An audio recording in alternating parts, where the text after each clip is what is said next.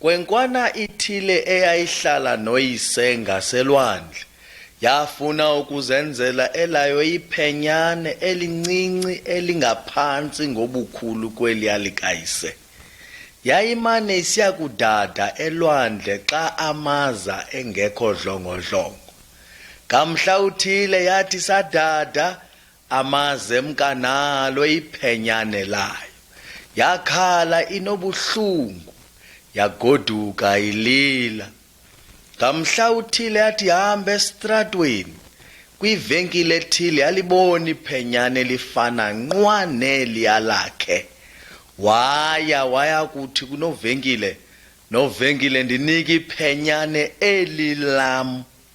Wathi qhuzu kuhleka unovenkile. Wathi apha kum uyakulifumana eli phenyane ngokuthi ulithenge. Yemka ibuhlungu le ndodana.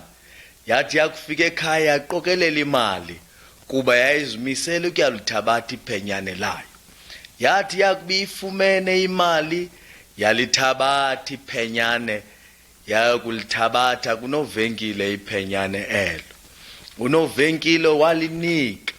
Yathi yakuba iligodlile eliphenyane le ndodana, yathi namhlanje ndandikwenzile, kodwa ndiphinde ndakuthenga okwesibini ungowam. Kunjalo bathandekayo nakuYesu Kristu. uYesu wadala ihlabathi kuba unguThixo.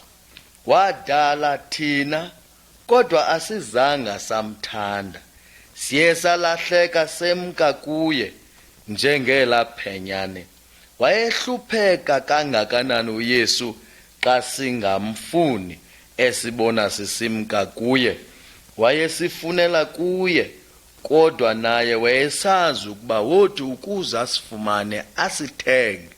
Eli xabiso yayikukufa nokuphalaza igazi lakhe emnqamlezweni ngenxa yezono zethu. Ngoku uYesu uyasibiza uthi, yizani kum. Ungeza kuYesu.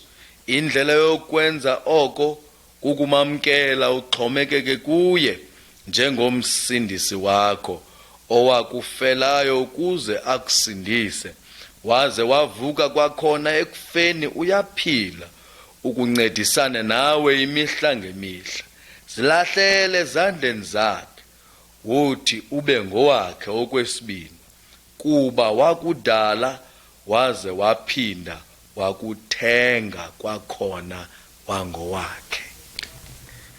Njengokuba uYesu esinike isithembiso kwivangeli ngokubhalwa nguYohane isahluko 6 ivesi 37, amazwi athi, lowo uzayo kum angeke ndamlahlela phandle.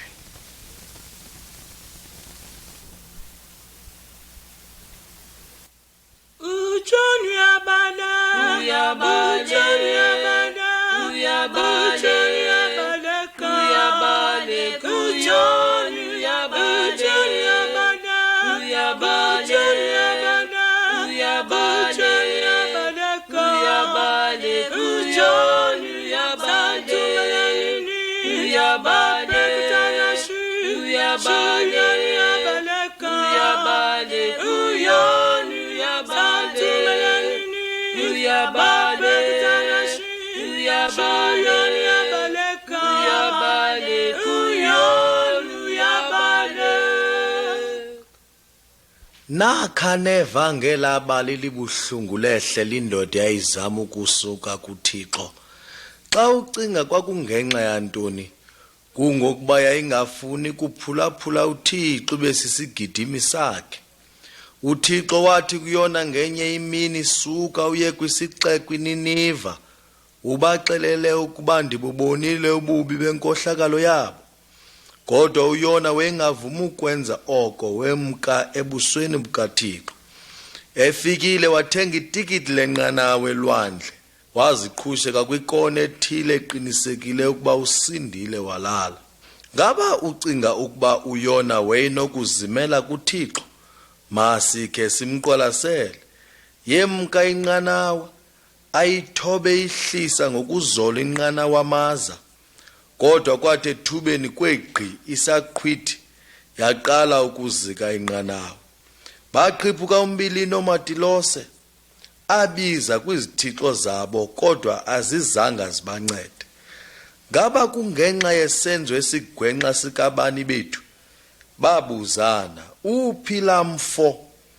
Bamfumanelele, bamkhwaza, vuka ubize kowakho nawe uThixo ukuze singatshabalali.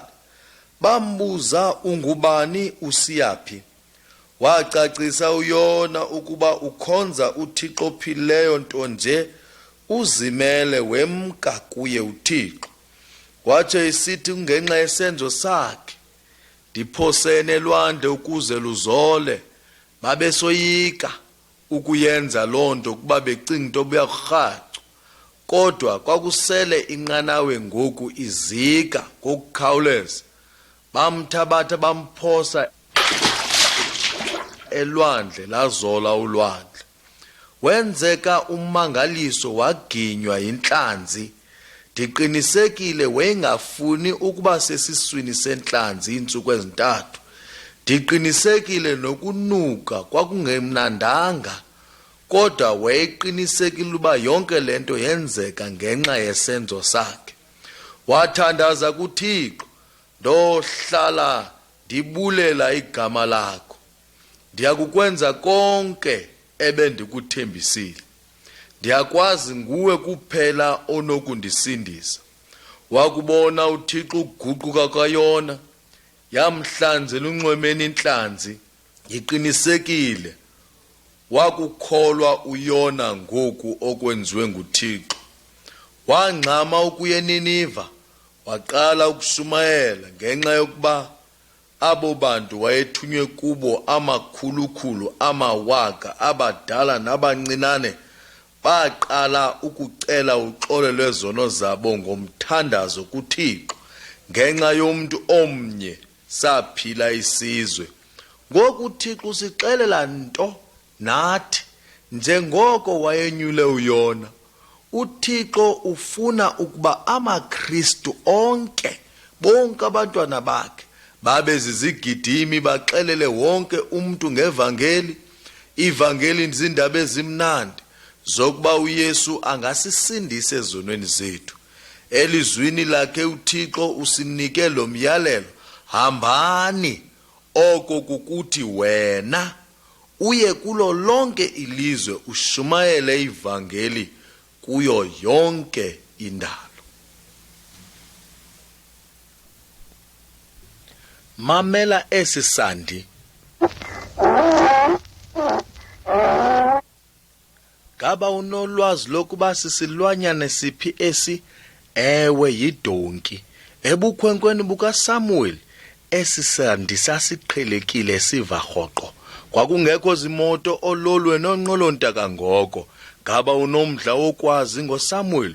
Kulungile ke, iBhayibhile isixelela kakhulu ngobuncinci bukaSamuel. Ixesha elide uHana ecela umntwana kuThixo. Wayebuhlungu kakhulu engafumani mntwana. Wacinga intoba eyona ndlela ibhetere kukuba makathandaze acele umntwana kuThixo, ngokuba xa ufuna nantoni kuThixo indlela engcono yokuyifumana kukuyithandazela. Nganminazana ithile esecaweni ethandaza njalo, kwakukho umlungiseleli ogama linguEli, owathi kumbona elila ethandaza, wathi uEli kuye, inga uThixo angakupha oko ukuthandazela. Wemka uHana ngaloo mini enkonzweni, eqinisekile ukuba uThixo uyakumpha oko ebekucelile. Ewe, emva kwethuba uHana wafumana umntwana ogama lakhe kwathiwa nguSamuel. Wayevuya kakhulu.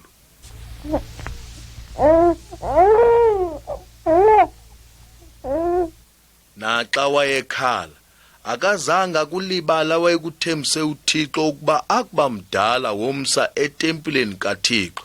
Akufikelele ebudaleni wamsa kuEli. Wayithakazelela uEli lento ngokuba wayeseyimdala kakhulu, noSamuel wavuya ukuba uza kusebenza ecaweni. Ekubeni uSamuweli esebenza apha ecaweni, wayesebhedini ngenye imini elele, weva izwi limbiza lisithi, Samuel, Samuel. Watsiba waya ku-Eli. Wathi u-Eli, ufuna ntoni na apha? Wathi, ndive undibiza. Wathi, hamba uyokulala kuba khange ndikubize. Wathi esalele njalo kwesibini, waphinde wasiva isandi sithi, Samuel, Samuel. Waphakama kwakhona wabuyela kwaku-Eli.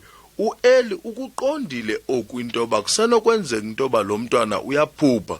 Wathi makabuye ukulala. Okwesithathu wambiza kwakhona, wabaleka waya ku-Eli. U-Eli waqiniseka ukuba ngoku nguThixo lo umbizayo, wamcela aze akwenze xa ebizwa.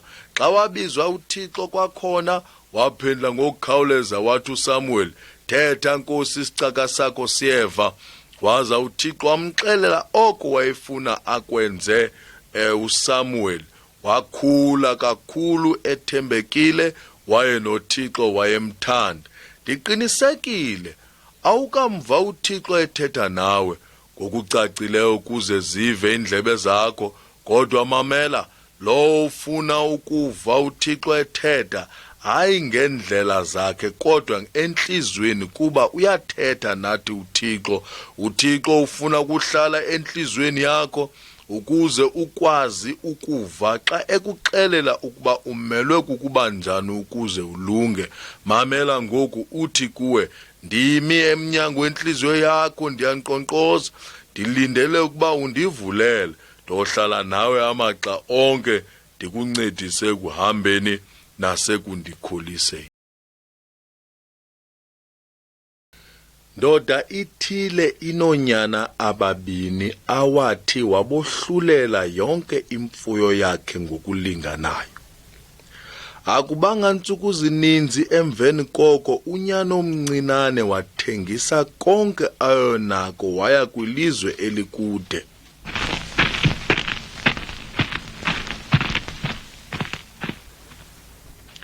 Wayichitha yonke imali kwintlalo yobudenge, wathenga impahla ezininzi zokunxiba, wayegembula enxila ethe phithi ngamankazana. Zininzi izinto ezimanyumnyezi awazenzayo.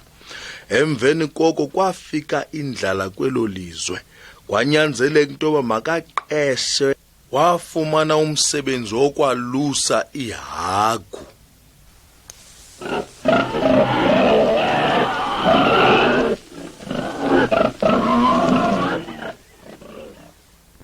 Le jongwana yayilamba kangokuba yayifuna ukutya nokutya oko kwehagu, kodwa kuzanga kungene kuye. Wathi akucinga kanene ubawo unezicaka zaye ziyahlutha, ndibe mna ndisifa indlala. Ndosuka ndiye kubawo ndithi kuye, bawo, ndonile ebusweni bukaThixo nasebusweni bakho, andisafanele ukubizwa njengonyana wakho. Ndiyakubongoza ndenze ndibe njengomnye wabaqeshwa bakho.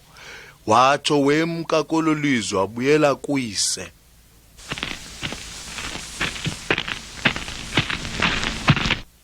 Esemgama nekhaya wambona uyise, wasikwa imfesana ngonyana wakhe. Nanku egidima emhlangabeza, wafike wamwola wamanga, nyana wam, ingaba nguwe? Ewe, ndim kanye. Wathi unyana kuye, bawo, ndonile ebusweni bukaThixo nasebusweni bakho, andisafanele ukubizwa njengonyana wakho. Kodwa wathi uyise kubaqeshwa bakhe, yizani nempahla entle nimnxibe, nimfake nomsesa nemnweni wakhe, imbatha ade ezinyaweni zakhe, mxheleleni ixhwane elityetyisiweyo. Sakwenza isidlo sigcobe, owayefile uvukile, owayelahlekile ufunyenwe.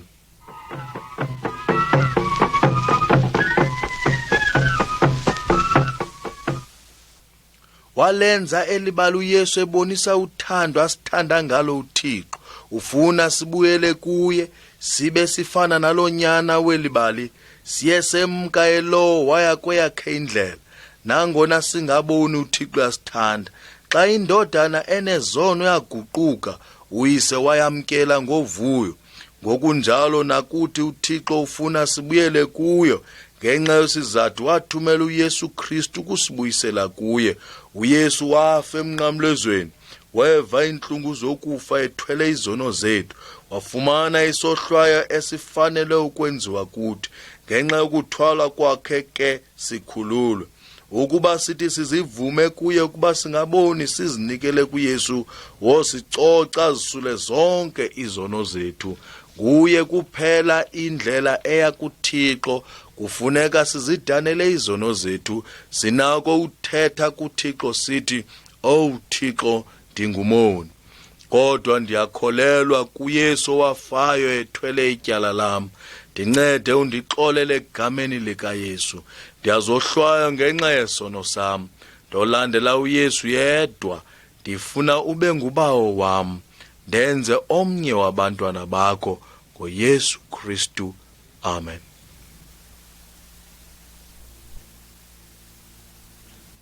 Bawo khawundibalisele ngelabali eliqala ngokuthi, ekuqalekeni uThixo wadala izinto zonke, wadala umhlaba, iinkwenkwezi.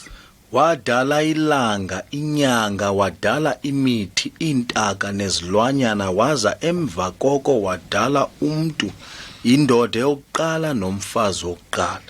Babengcwele bethakazelela ukuthobela uThixo na? Ewe, kodwa ngaminazana ithile uSathana inkosi yomoya bonke abakhohlakeleyo wabalinge baxela ukuba bangamthobeli uThixo. Bamphulaphula uSathana nawo onke amazwi akhe. Ekuyenzeni kwabo loo nto bemke ebusweni bukaThixo, bazimela, bayaphula imiyalelo kaThixo. Loo nto ithethe ukuthi abazange balunge ngasekuqalekeni. Kunjalo emveni koko bonke abantu abazalwayo apha emhlabeni balandela ekhondweni lesono. Ngaba azange uThixo azohlule kubo na emveni kokuba bazikhethele eyabo indlela? Hayi, incwadi kaThixo isixelela ukuba uThixo akazange abalahle. Waba nentlungu enkulu ngabo kuba wayesazi ukuba bonke abantu abalandela indlela zabo zobubi bophelela endaweni yentuthumbo yanaphakade bakuba bebhubhile. uThixo wayengafuni ukuba kubekho namnye kubo uyakuthi athuthunjelwe ngolu hlobo. Ngaba wenza ntoni ke uThixo? Uyalazi eli bali linamazwi athi kuba wenje nje uThixo ukulithanda kwakhe ihlabathi. Kuba wenje nje uThixo ukulithanda kwakhe ihlabathi, ude wancama unyana wakhe ekuphela kwamzeleyo, ukuze bathi bonke abakholwayo kuye bangatshabalali, koko babe nobomi obungunaphakade. Unyana kaThixo weza ehlabathini wahlala phakathi kwabantu. Akazange ahlale njengokumkani okanye njengesityebu, kodwa wayelihlwempu, wavelana nokuhlupheka kwabantu, kodwa akazange enze sono. Ekugqibeleni wazivumela iintshaba zakhe ukuba zimbethele emnqamlezweni, apho wafela khona. Wakwenza oko ngentlawulelo yezono zethu. Ngoko ke lowo ukholwayo kuye akasayikuza tshabalala, koko waba nobomi obungunaphakade. Yintoni ubomi obungunaphakade? Uyabona ezaa ntsuku zintathu emveni kokuba ebhubhile, uYesu wabuye wavuka kwelabafileyo. Wavuka ngelo xesha wasibonisa ukuba ukufa kufana nocango kwabo bamamkela uYesu. Olu cango luvulekele bomini ezulwini apho uYesu akhona, kuba lowo umamkelayo njengomsindisi wakhe unobomi obungunaphakade entliziyweni yakhe. Ngaba ke kokwenzeka ntoni kubo bathe abakholelwa kuye? Kubo ucango luvulekele egwetyweni okungunaphakade. uThixo uthi lo ungakholwayo kuYesu unyana kaThixo akasayi kuphila, umsindo kaThixo uhleli phezu kwakhe. Yohane isahluko sesithathu ivesi 36. Ngenxa yesizathu masixelele wonke umntu ngoYesu ukuze bakholelwe kuye.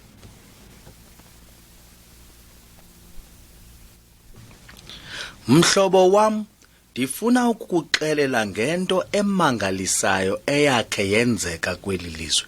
Nangona ingumangaliso kodwa inyaniso, ndifuna uyazi. Yintoni leyo? Yiyo le, indoda enguYesu ayifanga. Zange afe emnqamlezweni? Ewe, wafa, kodwa emva kweentsuku ezintathu wavuka ekufeni. Kudala yenzeka nje loo nto. Ungaba ubazi njani ubunyani bayo? Inkosikazi enguMaria yaya engcwabeni nezihlobo zayo balifumana lize. uPetros noYohane nabo balifumana ingcwaba lize. Mhlawumbi umzimba kaYesu webiwa. Wawungenakho ukubiwa, ayekho amasolidati awayeligadi lengcwaba. Ngaba ke ukhona umntu owambonayo ukuvuka kwakhe uYesu? Ewe, baninzi abambonayo. Okokuqala, uMaria wambona kulaa ndawo wayengcwatyelwe kuyo. uPetros nabanye bambona, 50 ambona. Mhlawumbi babebone umoya. Ngaba wayenomzimba ofana nowomntu ophilayo na? Ewe, wayenomzimba, wayengenguwo umoya. Indoda egama linguThomas yaba nakho ukuwuphatha umzimba wakhe, wadla ukutya nabahlobo bakhe. Umoya unakuphathwa, ungenakutyiwa. Wavuswa njani ekufeni? Ngokuba wayengunyana kaThixo, wayenamandla, nokufa kwakungena kumthintela.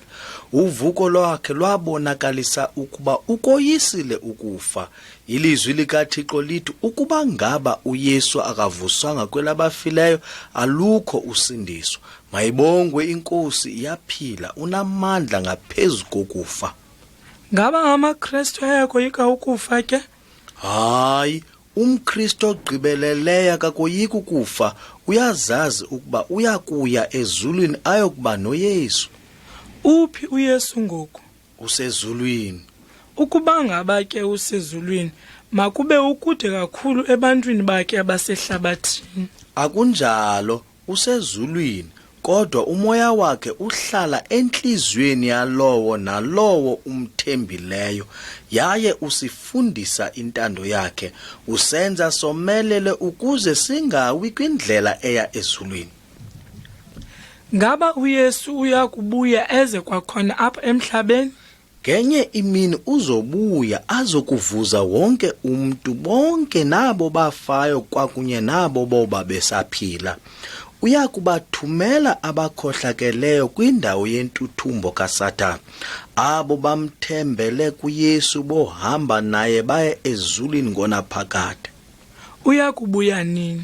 Akakho waziyo, wasixelela ukuba masihlale silindile, senze oko kulungileyo emehlweni akhe, ukuze singazoyikiseli ukuya kumhlangabeza.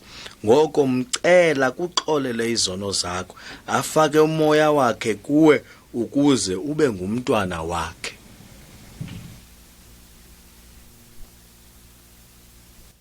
Uyaqhitha kamsinyane, kanene uyaphina, uyayazi nangendlela osahamba ngayo nje.